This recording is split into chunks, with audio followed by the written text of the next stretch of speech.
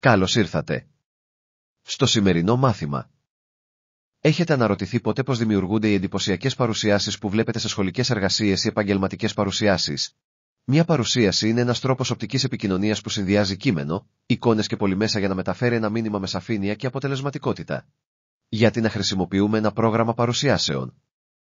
Τα προγράμματα παρουσιάσεων, όπως το PowerPoint και το Google Slides, μας επιτρέπουν να οργανώνουμε τις ιδέες μας, να προσθέτουμε εντυπωσιακά γραφικά και να δημιουργούμε οπτικά ελκυστικές παρουσιάσεις που κρατούν το ενδιαφέρον του κοινού μας. Πώς γίνεται η δημιουργία παρουσίασης και η προσθήκη διαφανειών?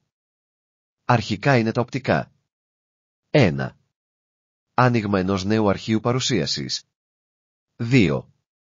Παρουσίαση της βασικής δομής, κενή διαφάνεια, τίτλος, υπότιτλος. Και 3. Εισαγωγή νέας διαφάνειας. Ας δημιουργήσουμε μια απλή παρουσίαση. Αρχίζουμε με μια κενή διαφάνεια, όπου μπορούμε να προσθέσουμε τίτλο και υπότιτλο. Στη συνέχεια, εισάγουμε νέες διαφάνειες για να οργανώσουμε το περιεχόμενό μας. Πώς γίνεται η προσθήκη γραφήματος? Γίνεται με 1. Εισαγωγή διαφάνειας με κείμενο και εικόνα. 2. Εμφάνιση του κουμπιού εισαγωγή γραφήματος. 3. Επιλογή τύπου γραφήματος, π.χ. ραβδόγραμμα, και προσαρμογή δεδομένων. Και 4. Προβολή του γραφήματος στη διαφάνεια. Τα γραφήματα είναι ένας εξαιρετικός τρόπος παρουσίασης δεδομένων. Ας προσθέσουμε ένα ραβδόγραμμα. Επιλέγουμε εισαγωγή γραφήματος, διαλέγουμε τον τύπο του γραφήματος και προσαρμόζουμε τα δεδομένα.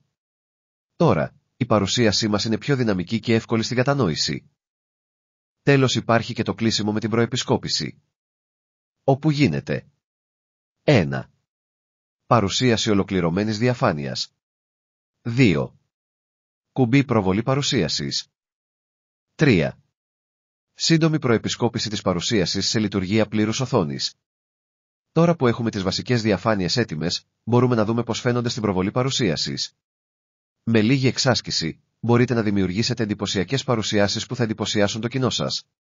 Καλή επιτυχία!